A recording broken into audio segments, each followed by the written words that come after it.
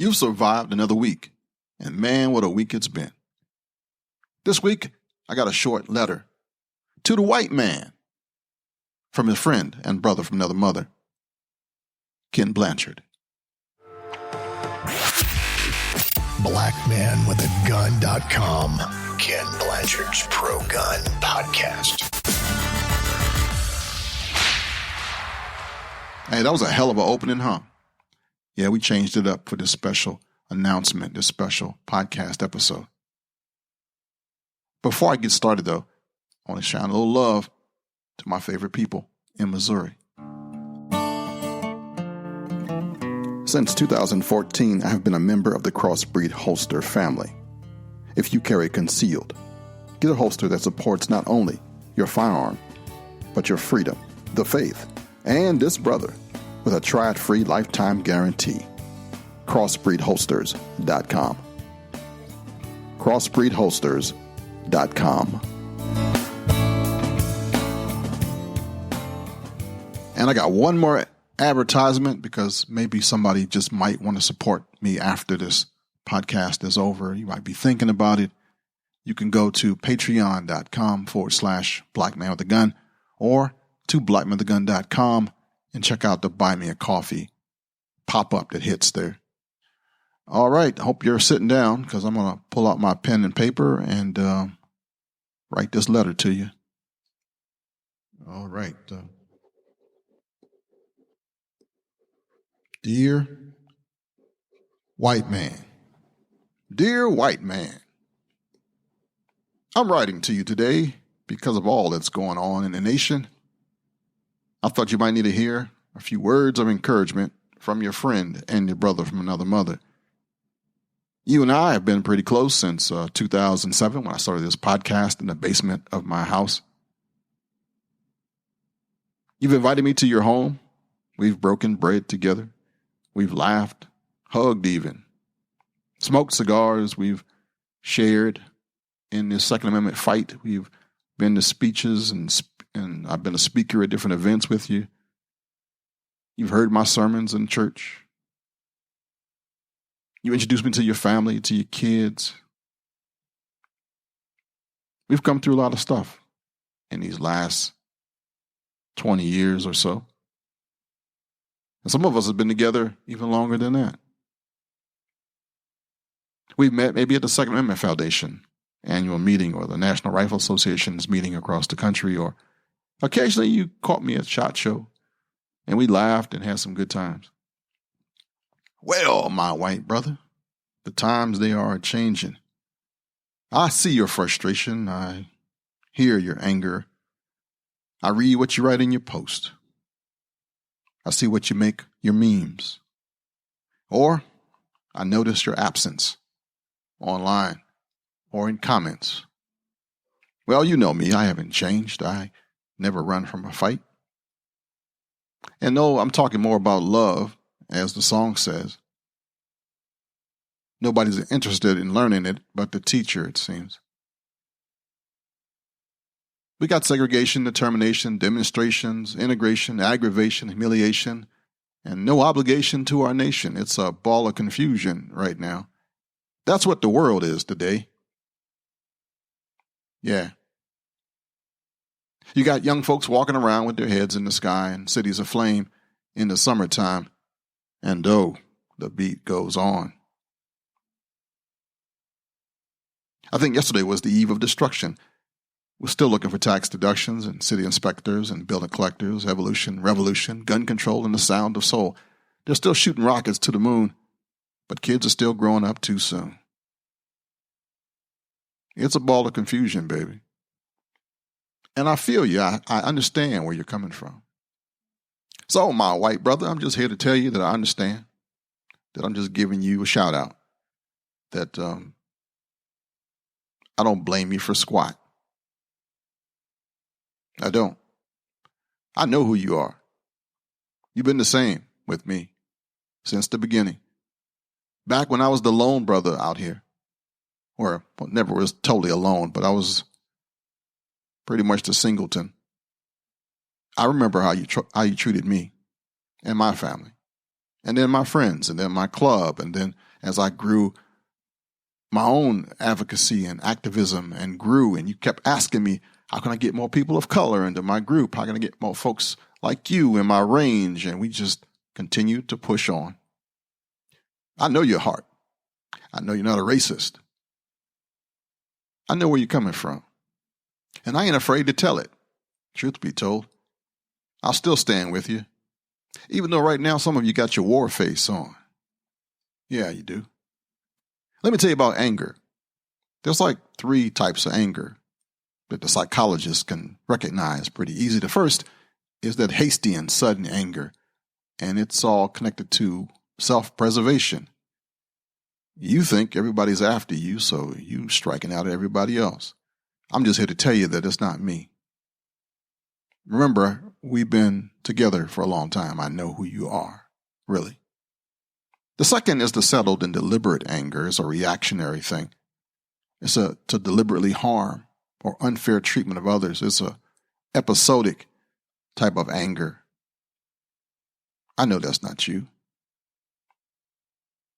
And the third is a dispositional anger. It's related more to a character trait. It means something's wrong with you. You're irritable, sullen.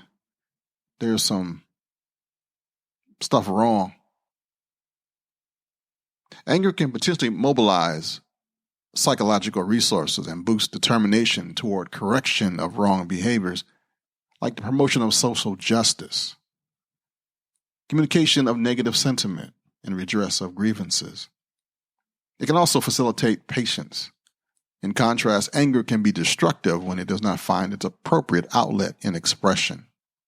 Some of you guys are angry white men,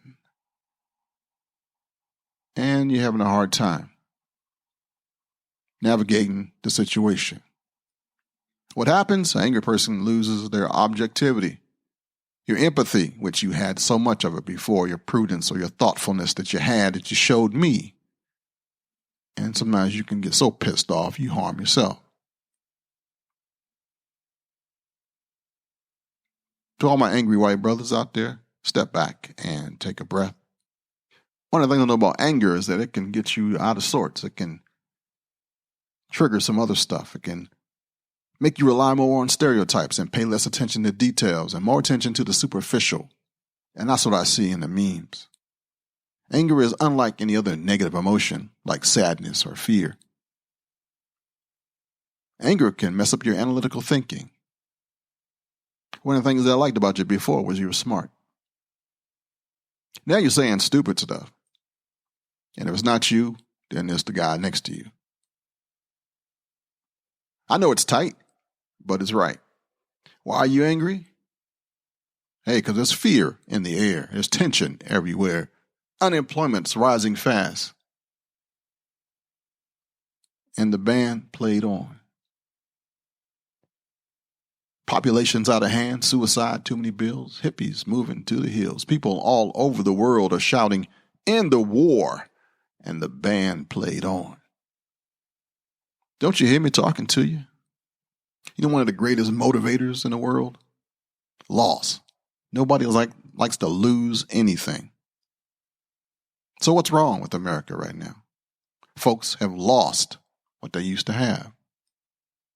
Lack of leadership, the polarization of our nation, irresponsibility, the adoption of extremist philosophies, domestic terrorism, erosions of the rights to be politically correct, convenient truths, the rewriting of history for personal gain, the sense of entitlement, the fact that we kick God out of almost everything we do, the end of live and let live, that whole tolerance thing, that politicians are just in it for the money, plain old complacency, what Martin Luther King called indifference, nihilism, it's a big word, lack of good jobs, fidelity, where did she go? Worship of the state, and a plain old loss of respect for other people. I know you know this. I'm just here to remind you that I feel your pain, that I understand what you're mad about. I'm just here to tell you that I know who you are. I still like you. Back in 1999, I created a website called Black Man with a Gun. I thought I'd be ostracized and kicked out by the whole world except for a few other radically black people like me. Yeah, I was woke before folks was born. But you know who was awoke before I was awoke? You were. Some of you actually told me about the Deacons of Defense and Justice. Some of you told me about ASEAN Suite. Some of you told me about my own history. And I had to go and learn about it and research it and find out old relatives and how I was connected to it in my whole life. It had been around it and I'd missed it. You helped me realize that nobody knows everything. And all of us make mistakes. So I took my militant butt to the woodshed and learned some history. And then when I learned, I was on fire for this thing and decided I was going to teach my world what I learned. I was going to share my knowledge with as many people as I could. And you still supported me. You didn't even see me. You didn't see me get jumped in the church. You didn't see me get beat down on the street corner. You didn't hear about what happened after the court, after we testified in Baltimore or in Annapolis. How the mothers ganged up on me. And how, through the grace of God, I was able to let them see the truth, the real truth. You supported me doing evangelism for the right to keep and bear arms for, almost 20 years. I was doing this crap before we had Google and Instagram and Facebook. But I'm actually kind of tired right now. Tired of defending. Tired of arguing the same old argument. But luckily, there's quite a few younger people, younger brothers and sisters that are doing it. And I got nothing but praise for them. Except for when they think they've created something that's new and original. Then they forget where they come from. So, my angry white brother, failure isn't final. You know, it's interesting that failing and falling begin with the same letter. Now, if you've gotten mad when you fell, you probably wouldn't have tried to stand up anymore. But if you looked at the fall and the sequence as just something that is, it is what it is, it becomes what you make of it. And you looked at it as an opportunity to learn, which you did as a baby, okay? Every baby does. And what do? We get right back up, regardless of failing, and try it again. You keep doing it until that one day when you're walking. Well, right now, we're falling a lot. We got folks who think they know stuff that don't. We got people who are in charge that shouldn't be. But the brain does not learn from success. The brain learns from the intense scrutiny after the failure to chunk whatever you're trying to do into it, 4 or 5 different parts, and figure out the sequence that does work right. And then it's going to fire all those circuits again. We learn very little from success. So right now we're failing a lot. It looks like hell warmed over. But be patient. We've been here before. Only bad part is people don't remember the late 60s, the early 70s, which will soon come. Leaders and carpetbaggers and all of that we've gone through before. Folks were taking drugs back in the 60s trying to take the pain out of living. Now they just go ahead and kill themselves outright. We need to take more care of our neighbors. We need to take more care of ourselves. We need to watch what we put into our heads. Junk in, junk out. Need to realize that all of this stuff is temporary. No storm lasts forever. And it's okay to be angry. You can be an angry white man. Just don't be angry at me. I ain't causing none of this trouble. Some of it's good trouble. Some of it's BS. Right now, that serenity prayer is pretty tight. If you think about it. where it says, God, grant me the serenity to accept the things I cannot change, and the courage to change the things I can, and the wisdom to know the difference. And that's how we're going to get out of this funk. White man, white woman, and for those who are not white, who listen to your friend and your brother from another mother, I just gave you somebody else's side for you to think about before you judge them. We all live in a pluralistic society. I really didn't know what that was until recently, but I want you to look that up. We all are born and grow with different natures, which in return leads us to have different likes and dislikes, inclinations, and the other word, disinclinations, temptations, and abilities to perform and to act.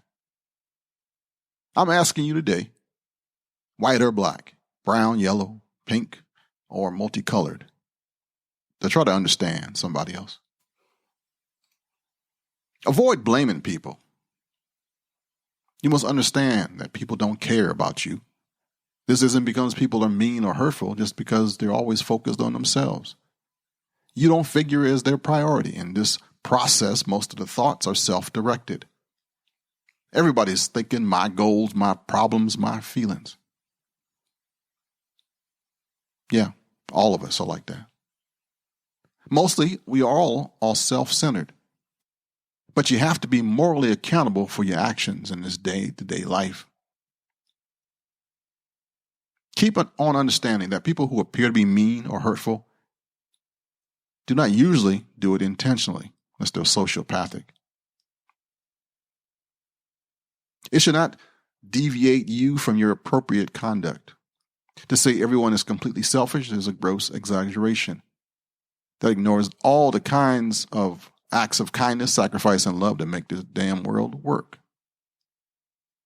Believe it or not, everybody is emotional, and that's not an exaggeration. We look for reliability in the process of sharing where their strong feelings or their points or views are paid due attention, but it's important to find common ground when you try to interact with people. Understanding is everything. Communication is the secret sauce of the world. Believe it or not, people have short memories. You think they remember about your birthday or your event? Nah. Most people don't recollect incidents that don't have anything to do with them. It's just how we are. They do remember most likely similarities or approaches to things that were like theirs. That's how I can say what I'm saying right now, because I've been around like 58 years and almost 40 of them years have been involved in this Second Amendment thing. Some way or another. Almost. Learn to have passion to listen to others. You see, when people talk, listen completely. Most people never listen. But when you're a good listener, you can develop a better rapport with other people. Now, why am I telling you this? I know you're grown. You're old enough to do what the hell you want. I know. But who else is going to tell you that you might have a chance to listen? Maybe this part of, whatever just missed by you. I know you might know it. I'm just here to remind you. Develop that animal instinct. It's really interesting to learn from animals sometimes. They create new life with a purpose and learn to survive. We have to keep on understanding at each level of a relationship to survive and to procreate. You don't got to read in too much into the process of dealing with others to survive and procreate. Sometimes we think too much. Just do the right thing. Spike Lee was right on that one. And understanding other people that don't look nothing like you is a process of growing. It involves traveling down different paths of our lives and making decisions. There will be mistakes, which everybody makes. The importance lies in learning from them to grow stronger. It also guides you to be true to you. I'm not apologizing for anything except my own behavior. I made this post because we got a problem. We're more divided than ever, and some folks like it. You know, there's power in segregation, hate, bigotry, and fear. Those that spread it, share it, joke about it, help it. Everybody has gone through something that has changed them in a way they should never go back to being that person they once were. Everybody. So walk a mile in somebody else's shoes and see what they see, hear what they hear, feel what they feel. Then maybe you'll understand, me too, why I do what I do. You know my name, but not my story. You've heard what I've done, not what I've been through. The most difficult things in this life is to know yourself. And we're all going through something right now. And it's an opportunity to do better, to mend a fence, build a bridge, start over if you messed up. Having good morals is still a good thing. Having some core values is still a good thing. Having some wisdom is still a good thing. Thinking before you speak is still a good thing. Check your anger. Check your resources. Check how you're rolling. Are you acting like somebody else or are you acting like you? We can all get this thing back on track if we first take care of our own self. And that's it for this. I'm going to call it quits right there. You know, at the end of the show, I always say, just in case nobody's told you this today, I love you. Well, if you wonder how I can love you and I don't even know you, check this. Some people hate me and they don't know me either. I choose to love. Until next week, shalom, baby. Until next time, friends. To keep in touch with Kenn and his cause, head over to blackmanwithagun.com.